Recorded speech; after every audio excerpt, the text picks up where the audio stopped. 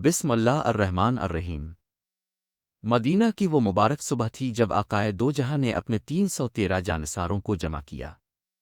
دشمن سے لڑنے نہیں بلکہ قافلہ روکنے کے لیے نکلے تھے، مگر اللہ کو کچھ اور منظور تھا۔ یہ ایمان اور کفر کا پہلا فیصلہ ہونے والا تھا۔ مدینہ سے روانگی۔ رسول اللہ نے صحابہ کو اللہ پر بھروسہ رکھنے کی تعلیم دی۔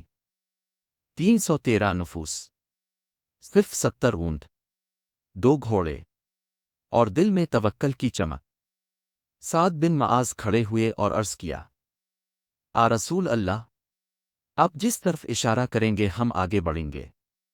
اگر ہمیں سمندر میں کودنے کا حکم دیا جائے ہم کود جائیں گے۔ بدر کا میدان۔ بدر کے خشک میدان میں صحابہ نے پڑاؤ ڈالا۔ رات کو سب نے نماز پڑھی، اللہ سے مدد مانگی اور آرام کیا۔ دوسری طرف قریش کا لشکر 1000 سپاہیوں، 600 زرہ بختر اور 100 گھوڑوں کے ساتھ غرور میں ڈوبا ہوا تھا۔ عرش رحمت۔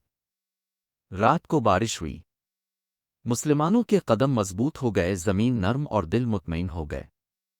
قریش کی طرف کی زمین کیچڑ بن گئی، وہ پھسلنے لگے۔ یہ اللہ کی پہلی مدد تھی۔ دشمن کا مقابلہ۔ صبح فجر کے بعد دونوں لشکر آمنے سامنے ہوئے۔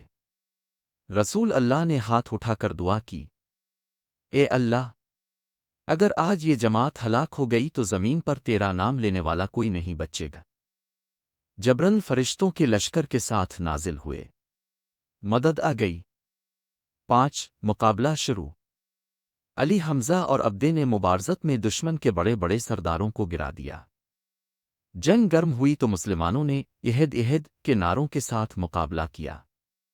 دشمن گھبرا گیا، فرشتے بھی صفوں میں شامل تھے۔ کسی نے سفید گھوڑے پر سوار مجاہد کو دیکھا، کسی نے آسمان کی طرف سے آتی آوازیں سنیں۔ فہن بدر۔ کچھ ہی دیر میں قریش کا غرور ٹوٹ گیا۔ 70 قتل ہوئے، 70 قیدی بنے۔ مسلمان پہلی بار ایک بڑی جنگ میں فاتح ٹھہرے۔ رسول اللہ نے قیدیوں کے ساتھ حسن سلوک کی مثال قائم کی۔ کوئی بھوکا نہ رکھا، کسی پر ظلم نہ کیا۔ پیغام بدر۔ یہ جنگ صرف تلواروں کی نہیں تھی، یہ دلوں کے یقین کی جنگ تھی۔ 313 کا پیغام آج بھی گونجتا ہے۔ جو اللہ پر بھروسہ کرے اسے کوئی شکست نہیں دے سکتا۔